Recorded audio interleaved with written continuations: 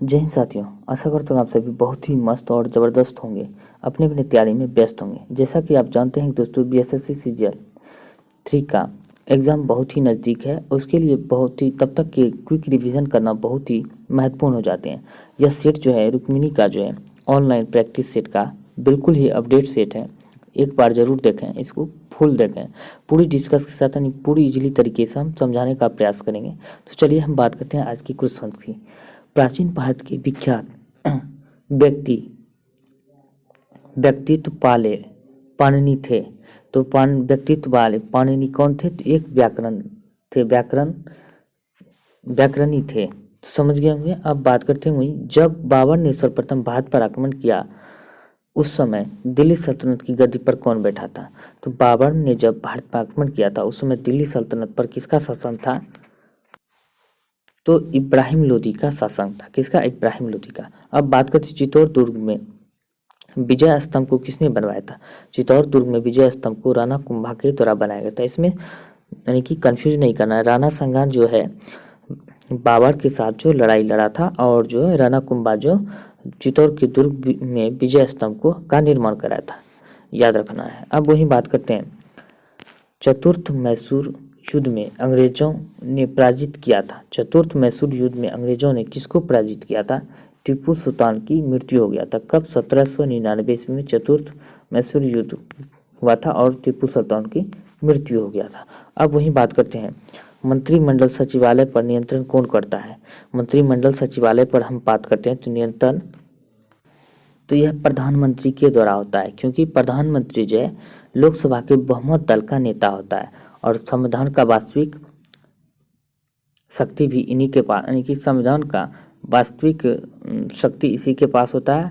और बात करते हैं संसद में अपशिष्ट शक्तियाँ भी निहित होती है, यानी कि संसद चाहे कोई भी क्षेत्र या सीमाओं से संबंधित या कानून जो भी बनाना होता है संसद के द्वारा ही बनाया जाता है। और राष्ट्रपति यानी कि राष्ट्रपति की बात करें, संविधान का कार्यकारी प्रमुख होता है और संविधान का वास्तविक प्रमुख जो होता है प्रधानमंत्री होता है, याद रखिएगा। अब वही बात करते हैं, किस योजना को भारतीय स्वतंत्रता अधिनियम 1947 के रूप में अभी पुष्ट किया गया है? तो अभी पुष्ट किया गया है किसके द्वारा? तो माउंटबेटन प्लान जो बनाया गया था भारतीय स्वतंत्रता अधिनियम के लिए ही बनाया गया था, इसीलिए इसको माउंटबेटन प्लान भी कहते हैं। अब कहता है, भगवान शिव के कंठ से किस राग की उत्पत्ति हुई थी तथा यह राग तेजस्वी के आह्वान के लिए भोर से पूर्व गाया जाता है? तो कौन सा होता ये राग था? तो राग भैरवी जो है भगवान शिव के कंठ से राग की उत्पत्ति हुआ था, याद रखिएगा। अब बात करते हैं भारत और पाकिस्तान के मध्य उनके मानक संबंधों में अक्षांश अंतर होता है। तो कितना अंतर होता है? तो ये 7.5 डिग्री जो है अंतर होता है भारत पाकिस्तान के बीच। और भारत पाकिस्तान के बीच कौन सी लाइनें होते हैं? रेड क्लिफ लाइनें भारत पाकिस्तान के बीच है, याद रखिएगा, बहुत बार एग्जाम में पूछे गए हैं। अब बात करते हैं वॉलीबॉल, बास्केटबॉल तथा बेसबॉल खेल में प्रत्येक पक्ष में खिलाड़ियों की संख्या क्रमशः होती है। तो वॉलीबॉल की हम बात करते हैं, इसमें 6 खिलाड़ी होते हैं, बास्केटबॉल में 5 होते हैं, बेसबॉल में 9 होते हैं। तो इसका आंसर की हम बात करते हैं सी, इसका आंसर हो जाएगा, यानी कि सी यानी कि आंसर हो जाएगा। अब बात करते हैं मौर्य काल का मानक सिक्का क्या कहलाता था? मौर्य काल का जो मानक सिक्का पन कहलाता था। क्या? पन, याद रखना है। अब बात करते हैं सुमेलित करना है। तो सुमेलित करने का बहुत ही आसान तरीका है। कुचिपुड़ी कहाँ का है? तो कुचिपुड़ी आंध्र प्रदेश का है। कथकली कहाँ का है? तो केरल का है। ओडिसी उड़ीसा का है। मोहिनीअट्टम तो खुद ब खुद आपको पता ही है, कर्नाटक मलाबार प्रांत क्षेत्र में, और मोहिनीअट्टम केरल में भी का भी ये नृत्य है, उसमें भी मनाया जाता है। तो देख सकते हैं, और आंसर आप खुद भी मिला सकते हो। तो अब आगे की ओर बढ़ते हैं। अब बात करते हैं कैपिटल मार्केट का अर्थ क्या होता है? कैपिटल मार्केट का अर्थ हम बात करते हैं प्रतिभूति बाजार, म्यूचुअल फंड और मुद्रा बाजार, यानी कि सभी के सभी कैपिटल मार्केट का अर्थ होता है। अब सोमनाथ मंदिर पर 1025 में महमूद गजनवी के आक्रमण के समय गुजरात का शासक कौन था? तो गुजरात का शासक कौन था उस समय? भीम देव प्रथम था, यानी कि महमूद गजनवी ने सोमनाथ मंदिर पर 17 बार आक्रमण किया था। पहली बार कब किया था? 1001 ईस्वी में यह आक्रमण की शुरुआत हुआ था, और कुल 17 बार किया था, याद रखिएगा।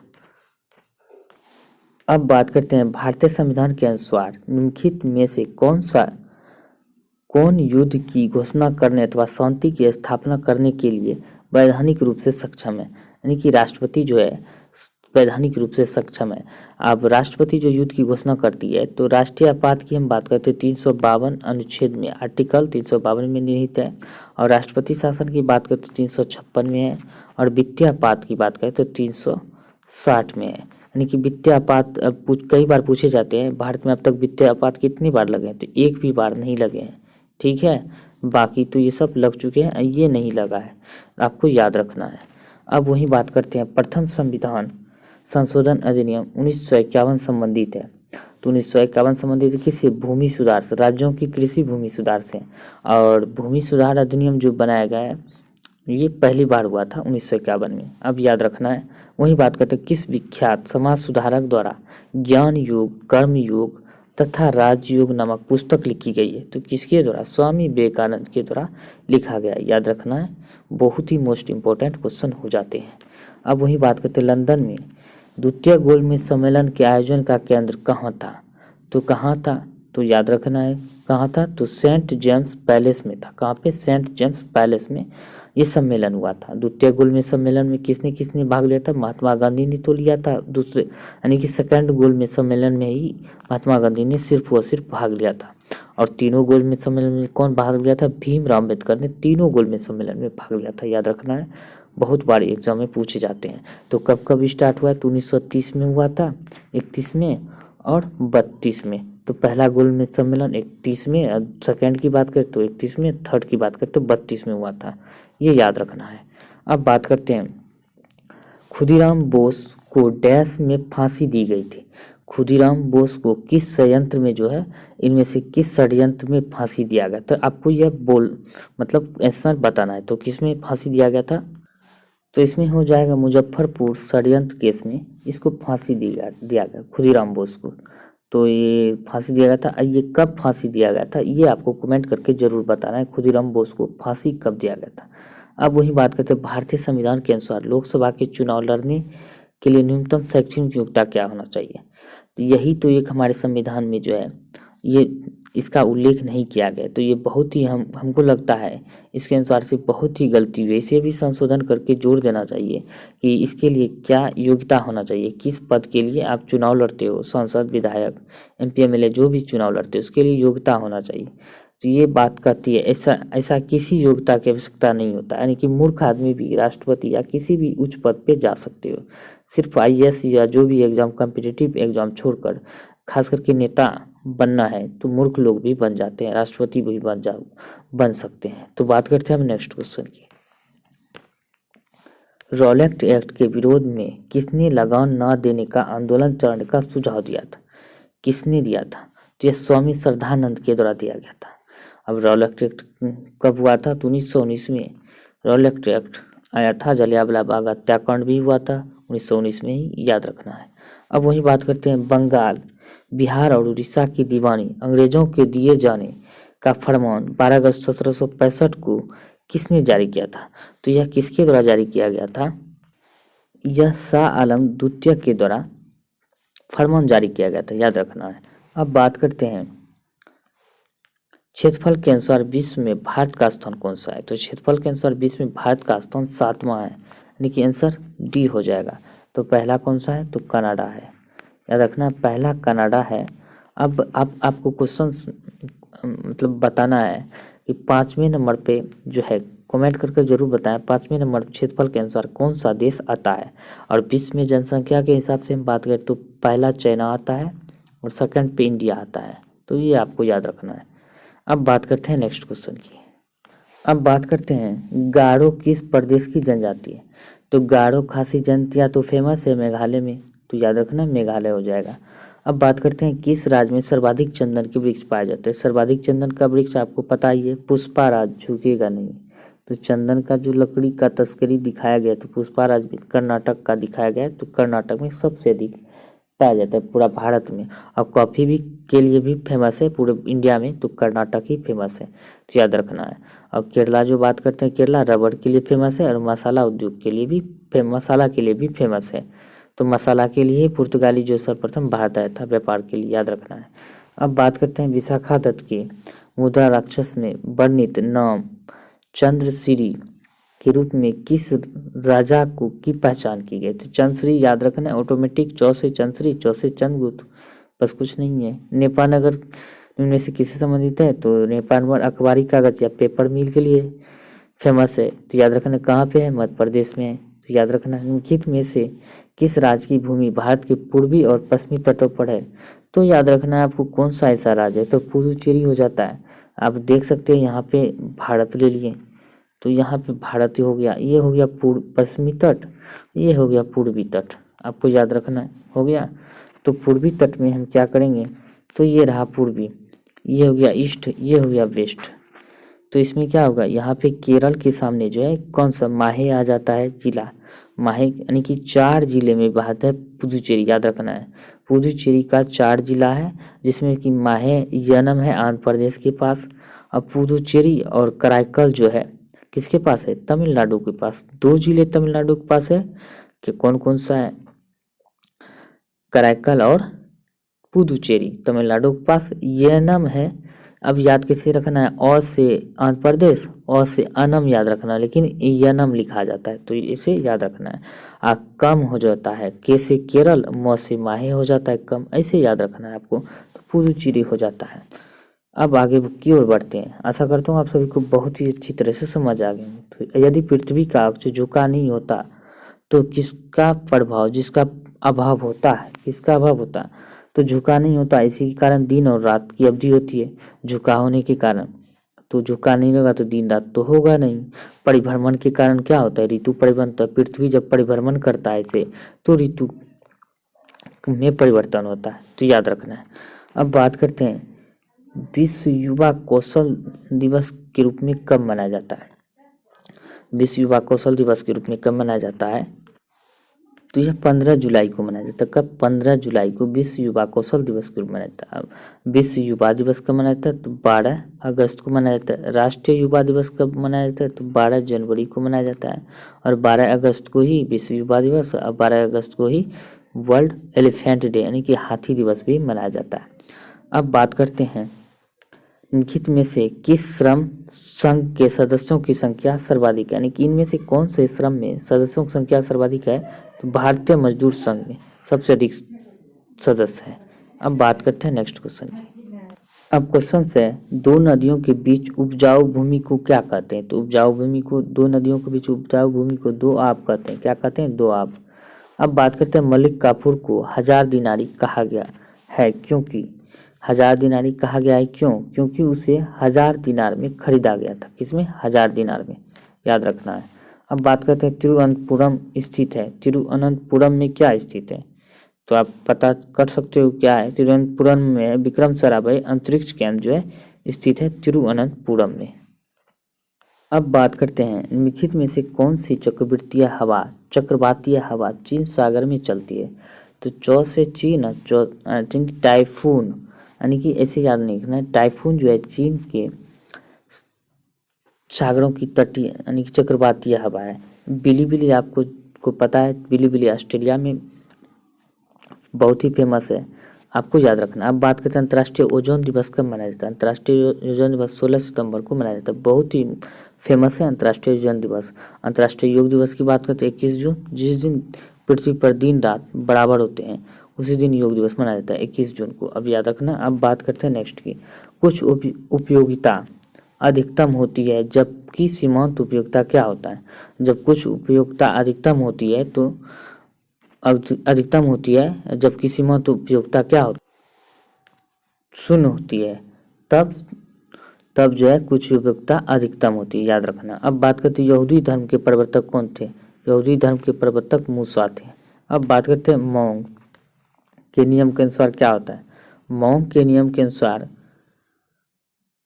कीमत बढ़ने पर मांग बढ़ती है, गलत है। कीमत जब बढ़ता है तो मांग घट जाता है, तो कीमत बढ़ने पर मांग घटती है, ये सही है, यानी कि सी इसका आंसर हो जाएगा।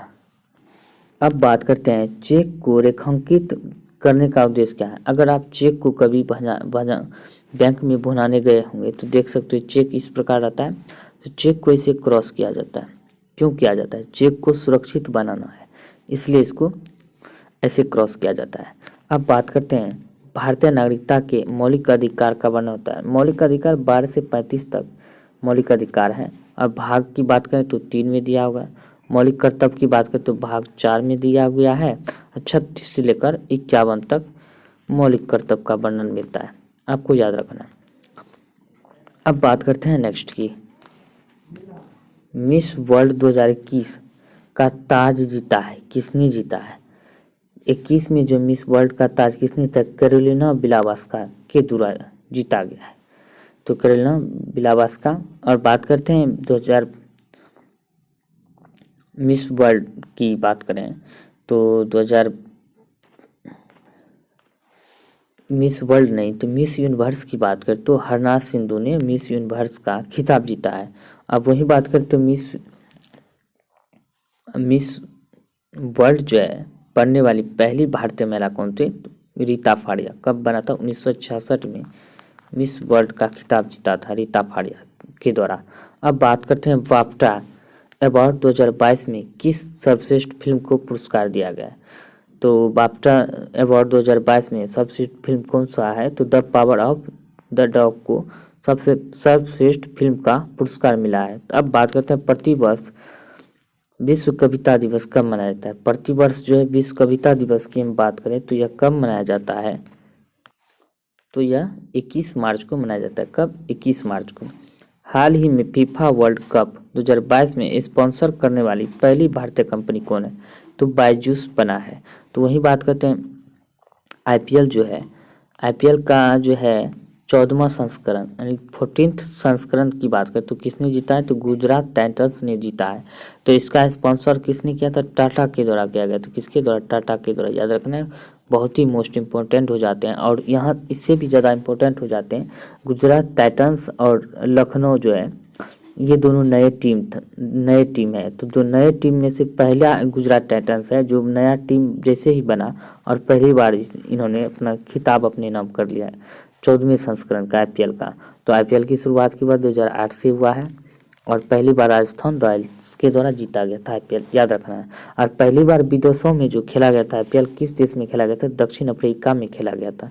अभी तो वर्तमान में लगातार यूएई में खेला ही जा रहा है। यूएई में आईपीएल हो कि 2 बार तो लगातार हो गया यूएई में। तो अब याद रखना है इसको, बहुत ही मोस्ट इम्पोर्टेंट हो जाते हैं। अब बात करते हैं नेक्स्ट क्वेश्चन की।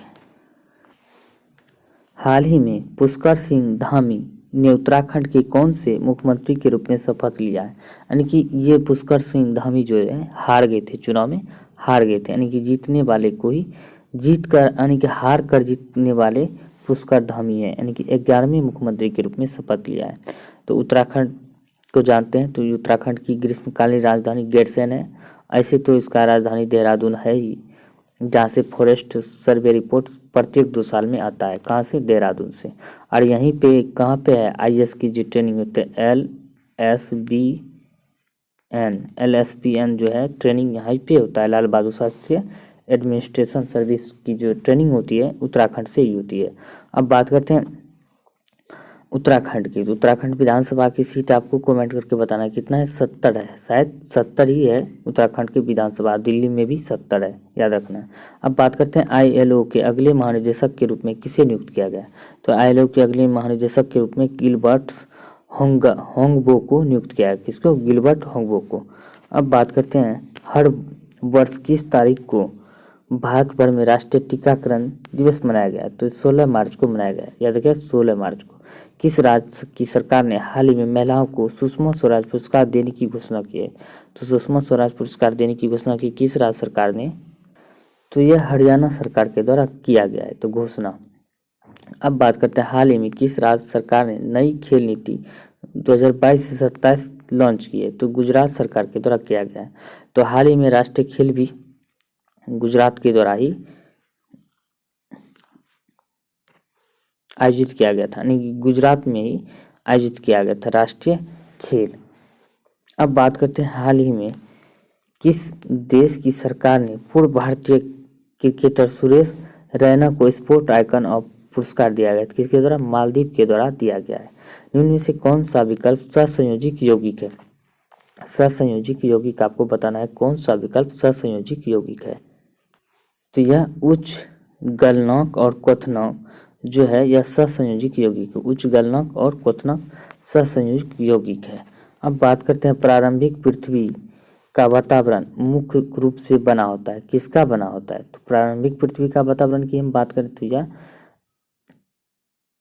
NH3CH4 और H2S से बना होता है। अब बात करते हैं कैल्शियम हाइड्रोक्साइड का सापेक्ष द्रव्यमान कितना होता है। तो इसका द्रव्यमान कितना होगा। तो इसका द्रव्यमान की बात करते हैं 74A 74U हो जाएगा। तो इसका द्रव्यमान कितना हो जाएगा 74। तो कैसे हमको निकालना है। तो कैल्शियम का हो जाता है 20 20 दूनी 40 हो गया, यानी कि 20 दूनी 40 हो गया।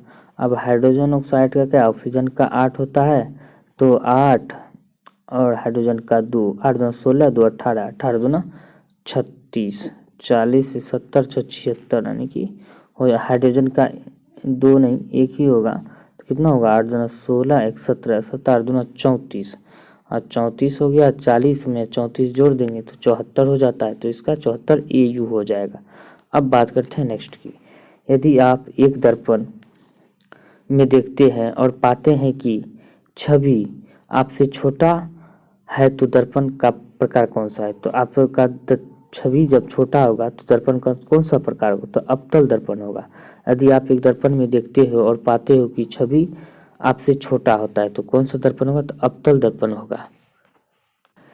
अवतल दर्पण नहीं होगा दोस्तों, उत्तल दर्पण होगा। क्योंकि जब आप यदि एक दर्पण में देखते हो तो पाते हो छवि आपसे छोटा बन रहा है तो उत्तल दर्पण होगा। अगर छवि बड़ा बन रहा है तो अब ये अवतल दर्पण हो जाएगा। बड़ा जब होगा तो अवतल दर्पण, छोटा होगा तो उत्तल दर्पण।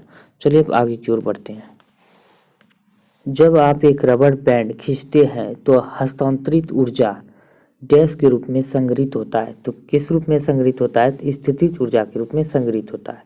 अब बात करते हैं निम्नलिखित में से किसे मानव शरीर का सैनिक कहलाता है, यानी किसे मानव शरीर का सैनिक कहते हैं। कि WBC को मानव का सैनिक, यानी कि मानव शरीर का पुलिस मैन भी इसे कहा जाता है। किसको, श्वेत रक्तकण को, याद रखना है D को। अब बात करते हैं पानी में घुलने पर निम्न में से कौन सा एसिड कम हाइड्रोजन आयन आयतन देता है। तो कम हाइड्रोजन आयतन कौन सा देता है, CH3 और COOH जो है पानी में घुलने के बाद कम हाइड्रोजन आयतन देता है। अब बात करते हैं किस फादर ऑफ टेक्सोनॉमी के रूप में जाना जाता है, यानी किसे फादर ऑफ टेक्सोनॉमी के रूप में जाना जाता है। कार्ल लिनियस को जो फादर ऑफ टेक्सोनॉमी के रूप में जाना जाता है। अब बात करते हैं समतल दर्पण द्वारा बनाई गई छवि हमेशा डैश होगी। तो इसमें छवि कौन सा होगा। तो आभासी और सीधा होगा। आभासी और सीधा समतल दर्पण द्वारा बनाया गया छवि होगा। अब वही बात करते हैं एक वस्तु की स्थितिज ऊर्जा में इसकी डैश के साथ वृद्धि होगा, ऊंचाई के साथ जो है हमेशा वृद्धि होते रहता है स्थितिज ऊर्जा में। अब बात करते हैं नेक्स्ट की। डैश का शरीर कोशिका की 2 परतों में बना होता है। तो सिलेंटेंट्रा की शरीर जो है कोशिका की 2 परतों में बना होता है, याद रखना है सिलेंटेंट्रा। अब वही बात करते हैं निम्नलिखित में से कौन सा उपकरण विद्युत प्रवाह के तापन प्रभाव पर आधारित नहीं है। तो कौन आधारित नहीं है। इलेक्ट्रिक हीटर तो विद्युत प्रभाव पर है, इलेक्ट्रिक आयरन भी है जिससे आप कपड़े प्रेस करते हो, इस्त्री करते हो, इलेक्ट्रिक बल्ब भी है, और माइक्रोवेव नहीं है। तो याद रखना है ये C इसका आंसर हो जाएगा। अब बात करते हैं निम्नलिखित में से कौन सा WBC के बारे में सही नहीं है। तो WBC के बारे में कौन सा सही नहीं है। तो इसका आकार जो है 18 से 25 जो होता है माइक्रोमीटर जो होता है ये गलत है और बाकी सभी सही है। नाभिक केंद्रित होता है, वे सैनिक के रूप में कार्य करते हैं, आकृति अमीबिया या वृत्ताकार के होते हैं। अब बात करते हैं नेक्स्ट की। संक्षारण का कारण सबसे अधिक किसमें होती है। तो संक्षारण का कारण सबसे अधिक लोहे में होता है। किसमें, लोहे में। अब बात करते हैं एक ध्वनि स्रोत 600 हर्ट्ज की तरंग भेजता है, यदि यानी कि यह 3 मीटर की तरंग दैर्घ्य पैदा करता है तो इस प्रश्न में ध्वनि की तरंग गति क्या होगा। तो ध्वनि की तरंग गति क्या होना चाहिए। तो इसमें ध्वनि की तरंग गति तो 18 मीटर स्क्वायर प्रति सेकंड होना चाहिए, 1800 मीटर, यानी कि इसका जो बात करते हैं आंसर ये हो जाएगा। कैसे हो जाएगा। तो इसको इससे गुना कर दिए तो ये निकल गया। अब बात करते हैं ध्वनि का प्रसार डैश में अधिकतम होता है। तो ध्वनि का प्रसार जो है अधिकतम ठोस में होता है, उसके बाद द्रव में होता है, उसके बाद गैस में सबसे कम और ठोस में सबसे ज़्यादा होता है। प्रकाश संश्लेषण क्रिया में पौधे किस ऊर्जा का उपयोग करता है? तो सौर ऊर्जा का उपयोग करता है। तो प्रकाश संश्लेषण में सौर ऊर्जा का प्रयोग करता है, जिसमें CO2 ग्रहण करता है और O2 को मुक्त करता है, जिसमें O2 को प्रकाश संश्लेषण की क्रिया में CO2 वातावरण से और सूर्य का प्रकाश और जमीन से जल लेना अनिवार्य होता है, तब प्रकाश संश्लेषण की क्रिया होती है। अब बात करते हैं वनस्पति तेल का हाइड्रोजनीकरण का उदाहरण है। तो वनस्पति तेल का हाइड्रोजनीकरण का उदाहरण क्या है? तो योगज अभिक्रिया है। क्या है? योगज अभिक्रिया, यानी कि एडिशन रिएक्शन होता है। अब बात करते हैं पानी में घुलने पर डैश क्षार कम हाइड्रोजन आयन देता है। तो कौन देता है? तो कम क्षार कम हाइड्रोजन आयन देता है, तो यह डी नंबर देता है। डी जो है पानी में घुलने पर क्षार कम हाइड्रोजन आयन प्रदान करता है। अब बात करते हैं ओम के नियम के अनुसार डैश स्थिर होता है। तो ओम के नियम के अनुसार बात करते हैं V/I जो है ये स्थिर होता है, इसका ए नंबर सही हो जाएगा। अब बात करते हैं इनमें में से कौन से जानवरों के नेत्र बहुत ही साधारण होते हैं? वास्तव में रोशनी को पहचानने वाली केवल नेत्र बिंदु होते हैं। तो नेत्र बिंदु उससे हैं वास्तव में निम्नलिखित में से कौन से जानवरों के नेत्र बहुत ही साधारण होते हैं? वास्तव में रोशनी को पहचानने वाली केवल नेत्र बिंदु होते हैं। तो यह प्लेनेरिया जानवर में जो है वास्तव में रोशनी को पहचानने वाली केवल नेत्र बिंदु होते हैं। अब बात करते हैं निम्नलिखित में से कौन सा अति उष्माक्षेपी है? तो कौन सा अति उष्माक्षेपी है? तो जल में सल्फ्यूरिक अम्ल का घोलना, ये अति उष्माक्षेपी है। अब वही बात करते हैं निम्नलिखित में से कौन सा विद्युत धारा के ताप प्रभाव पर आधारित है? विद्युत धारा के ताप प्रभाव पर कौन से आधारित है? तो अब बात करते हैं विद्युत पंखा, विद्युत हीटर जो है ये विद्युत धारा के ताप प्रभाव पर आधारित है। HIV का पूर्ण रूप क्या है? तो HIV का पूर्ण रूप की बात करें तो ह्यूमन इम्यूनो डेफिशिएंसी सिंड्रोम होता है। ह्यूमनो HIV है ना, बी है तो बैक्टीरिया हो जाएगा, ह्यूमन डेफिशिएंसी बैक्टीरिया। अब बात करते हैं इलेक्ट्रॉनिक विन्यास 2 और 6 वाले तत्व की पहचान करें। इलेक्ट्रॉनिक विन्यास किसका होगा? 2 और 6, 6 2 8, यानी कि ऑक्सीजन का इलेक्ट्रॉनिक विन्यास 2 और 6 होता है। तो दोस्तों आज के लिए इतना ही बात करते हैं। अगर पसंद आए तो वीडियो को लाइक शेयर चैनल को सब्सक्राइब जरूर करना। इस तरह के वीडियो आपको लगातार आप डालने का प्रयास करेंगे, क्योंकि BSSC सीजीएल का एग्ज़ाम है बहुत ही नज़दीक आ गए हैं। तो चलिए आज के लिए इतना ही, धन्यवाद।